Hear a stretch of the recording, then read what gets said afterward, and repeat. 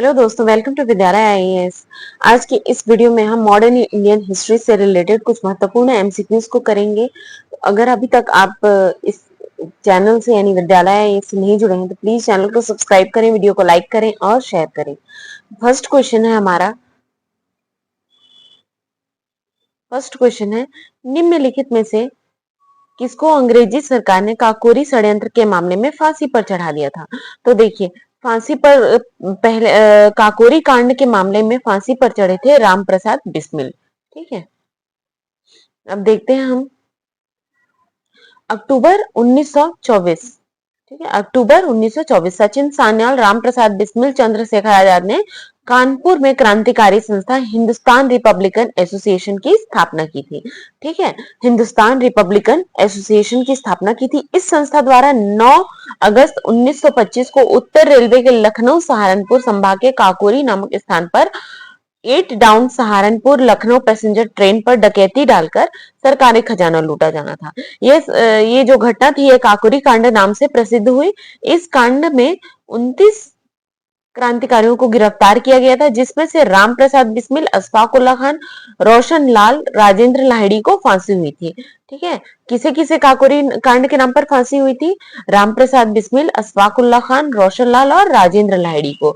जबकि चंद्रशेखर आजाद कहाँ हो गए थे? फरार हो गए थे। ठीक है, और फिर 27 फरवरी को उन्होंने ही क्या किया था? 1931 में 27 फरवरी को अल्फ्रेड पार्क में खुद को गोली मारकर मतलब खुद को गोली मारकर शहीद हो गए थे। ठीक है,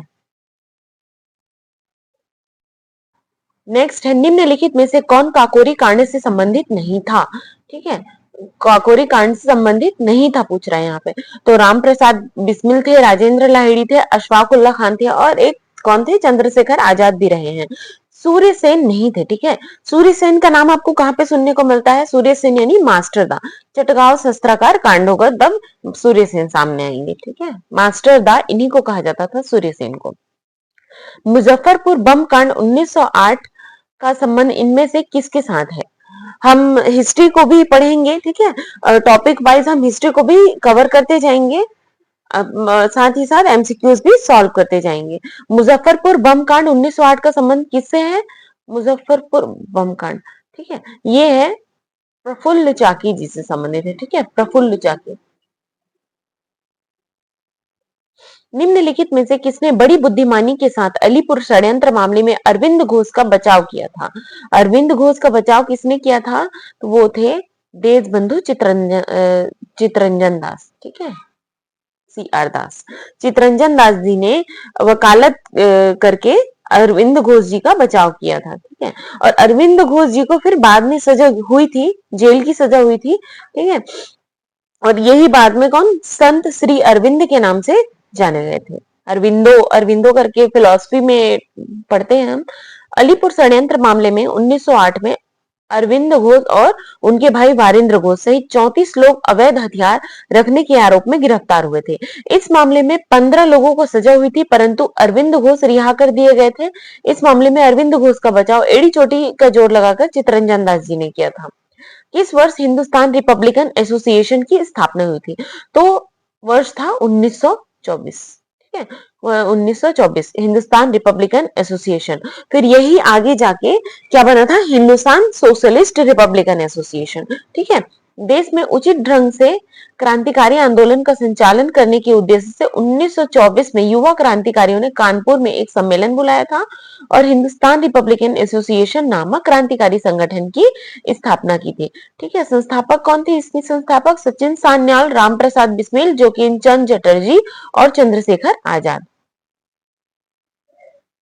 हिंदुस्तान रिपब्लिकन संगठन की स्थापना की गई, कहाँ की गई थी?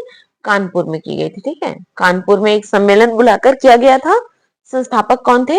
सचिन सान्याल, राजेंद्र लाहिड़ी और चंद्रशेखर आजाद, और एक नाम जोगेंद्र चंद्र चटर्जी। ठीक है, जोगेंद्र चंद्र चटर्जी। अगला है किसने कहा था दरो दीवार पे हसरत की नजर करते हैं, खुश रहो अहले वतन, अब हम तो सफर करते हैं। ठीक है, ये कहा था वाजिद अली शाह ने।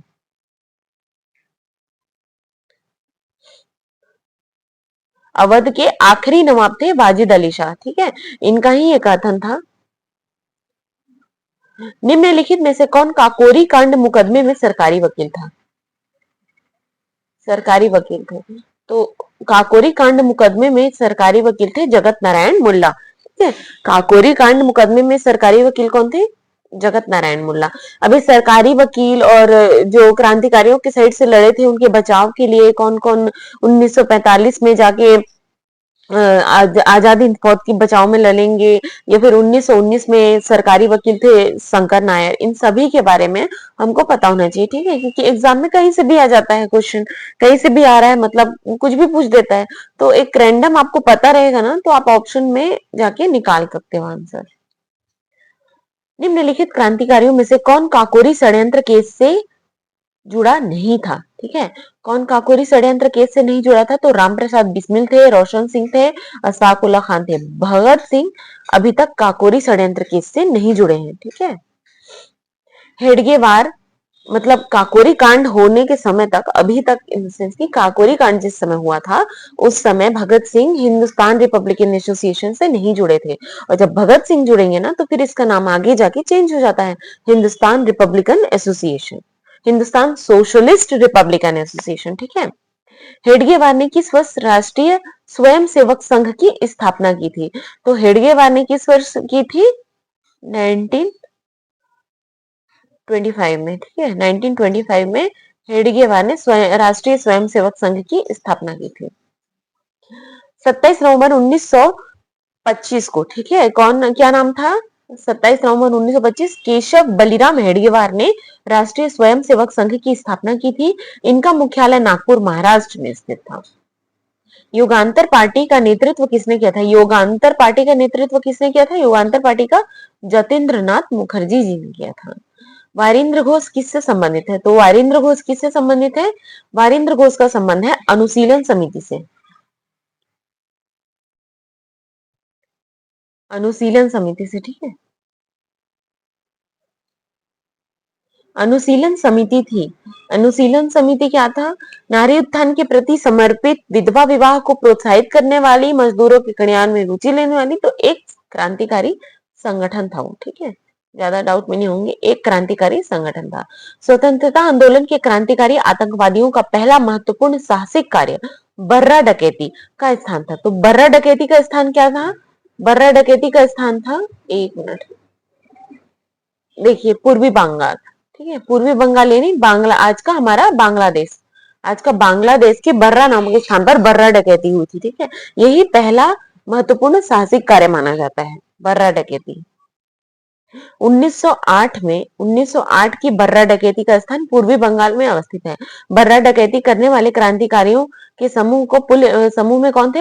बर्रा डकैती करने वाले क्रांतिकारियों के समूह में पुलिन बिहारी दास। ठीक है, पुलिन बिहारी दास का नाम याद रखना है बर्रा डकैती के लिए। 1908। हम आगे की क्लास में जितने नील विद्रोह, ठीक है, इन सबको, नील विद्रोह, संथाल विद्रोह के बारे में देखेंगे। तो आप लगातार इस क्लासेस से जुड़े रहें, और अगर आप यहाँ तक आ गए हैं तो प्लीज चैनल को सब्सक्राइब करें, वीडियो को लाइक करें और शेयर करें। अगला है मुजफ्फरपुर में किंग्स फोर्ट की हत्या का प्रयास कब किया गया था? तो देखिए 1908 में मुजफ्फरपुर बम कांड इसी नाम से जाना जाता है। ठीक है, किंग्स फोर्ट पर बम फेंका गया था। बाल गंगाधर तिलक को लोकमान्य विशेषण कब दिया गया? तो कब दिया गया था? लोकमान्य क्रांतिकारी आंदोलन के दौरान दिया गया था। ठीक है, लोकमान्य कहा गया था इनको। 1897 में चापेकर बंधुओं ने पूना की प्लेग कमेटी के अध्यक्ष रैंड और लेफ्टिनेंट आयस्ट की हत्या कर दी थी। रैंड की हत्या को लेकर यह आरोप लगाया गया कि तिलक के नेतृत्व में पूना के ब्राह्मणों ने यह साजिश किया था, परंतु अंग्रेज सरकार तिलक के खिलाफ कोई सबूत नहीं जुटा पाई थी। 1897 में तिलक को भारतीय दंड संहिता की धारा 124 ए, ठीक है, भारतीय दंड संहिता आईपीसी, इंडियन पिनल कोड, ठीक है, के तहत राजद्रोह के आरोप में गिरफ्तार कर लिया गया था तथा उन पर मुकदमा चलाया गया। 18 महीने की कैद की सजा दी गई, जिसका देश भर में भारी विरोध हुआ था। ठीक है, इसी दौरान क्या हुआ था? इसी कारण तिलक को अखिल भारतीय नेता के रूप में लोकप्रिय हो गए और उन्हें लोकमान्य की उपाधि दी गई। ठीक है, लोकमान्य तिलक की उपाधि दी गई। अगला है अभिनव भारत नामक अंग्रेज विरोधी संगठन की स्थापना की थी। किसने की थी अभिनव भारत? तो वो की थी विनायक दामोदर सावरकर ने। विनायक दामोदर सावरकर या बीडी सावरकर ने। ठीक है। अगला है, निम्नलिखित में से किसने मित्र मेला संघ को शुरू किया था? तो मित्र मेला संघ को शुरू किया किसने किया था? तो देखिए, जो विनायक दामोदर सावरकर ने अभिनव भारत कहा गया ना, ये पहले मित्र मेला के नाम से जाना जाता था। ठीक है, फिर बाद में इसका नाम अभिनव भारत रखा गया। निम्नलिखित में से कौन काकोरी कांड मुकदमे में सरकारी वकील था? तो काकोरी कांड मुकदमे में सरकारी वकील कौन था? वो था जगत नारायण मुल्ला। भगत सिंह का स्मारक कहाँ है? तो भगत सिंह का स्मारक कहाँ है? ये है भगत सिंह का स्मारक फिरोजपुर में है। ठीक है, फिरोजपुर में शहीद भगत सिंह का स्मारक स्थित है, जहां प्रतिवर्ष 23 मार्च को हजारों लोग श्रद्धांजलि अर्पित करते हैं। लाहौर षड्यंत्र कांड में निम्नलिखित में से किस क्रांतिकारी को फांसी नहीं हुई थी? लाहौर षड्यंत्र कांड, ठीक है, इसमें किसको फांसी नहीं हुई थी? बटुकेश्वर दत्त को फांसी नहीं हुई थी। बाकी सुखदेव, राजगुरु और भगत सिंह तीनों को लाहौर षड्यंत्र केस में फांसी हुई थी। ठीक है, एग्जाम में पूछता है भगत सिंह को फांसी किस केस के कारण दी गई थी? ठीक है, तो ऑप्शन दे देगा आपको, जो टाउन हॉल बम कांड हुआ था उसके कारण, या फिर लाहौर षड्यंत्र कांड, काकोरी कांड, बर्रा डकैती, कोई भी ऑप्शन दे सकता है रैंडम। को याद रखना है कि भगत सिंह, सुखदेव, राजगुरु तीनों को लाहौर षड्यंत्र केस के दौरान के कारण फांसी दी गई थी। ठीक है, गवर्नर जनरल द्वारा गठित विशेष ट्रिब्यूनल ने अक्टूबर 1930 में भगत सिंह, राजगुरु और सुखदेव की मौत की सजा सुनाई। 23 मार्च 1931 को क्या था दिन? हाँ, 23 मार्च 1931। 23 मार्च 1931 को भारत मां के इन अमर सपूतों को फांसी दे दी गई, जबकि बटुकेश्वर दत्त को काला पानी की सजा देकर सेल्युलर जेल अंडमान में भेजा गया था। बटुकेश्वर दत्त पे लाहौर षड्यंत्र केस का इल्जाम नहीं था, उनपे सिर्फ बम फेंकने का इल्जाम था। ठीक है, जो उन्होंने टाउन हॉल में बम फेंका था भगत सिंह के साथ, ठीक है, उसका सिर्फ इल्जाम था। तो इनको काला पानी की सजा हुई थी सेल्युलर जेल में अंडमान में। ठीक है, भगत सिंह ने सेंट्रल असेंबली बम, हाँ यस, सेंट्रल असेंबली बम कांड के नाम से भी जाना जाता है टाउन हॉल बम कांड, सेंट्रल असेंबली बम कांड। ठीक है, इसी के तहत बटुकेश्वर दत्त को फांसी दी गई थी। किसने बम फेंका था? तो भगत सिंह और बटुकेश्वर दत्त दोनों ने फेंका था। हिंदुस्तान सोशलिस्ट रिपब्लिक आर्मी की स्थापना कब हुई थी? तो देखिए, हिंदुस्तान सोशलिस्ट रिपब्लिक आर्मी की स्थापना हुई थी 1928 में। 1924 में हिंदुस्तान रिपब्लिकन एसोसिएशन की स्थापना हुई थी। फिर जब जाके 1928 में भगत सिंह इससे जुड़े, तो इसका नाम हिंदुस्तान सोशलिस्ट रिपब्लिकन आर्मी पड़ा था। ठीक है, या एसोसिएशन। भगत सिंह, सुखदेव और राजगुरु को किस वाद में फांसी की सजा सुनाई गई थी? तो किस वाद में सुनाई गई थी? लाहौर षड्यंत्र केस में सुनाई गई थी। अगला है, काकोरी केस के अभियुक्तों के बचाव हेतु किसकी अध्यक्षता में एक समिति का गठन हुआ था? तो देखिए, याद रखना है, बहुत ही इंपॉर्टेंट है, जब काकोरी कांड हुआ था ना, तो गोविंद वल्लभ पंत जी थे, उनकी अध्यक्षता में एक समिति का गठन हुआ था कि काकोरी षड्यंत्र केस के अभियुक्तों को कैसे बचाया जाए। ठीक है,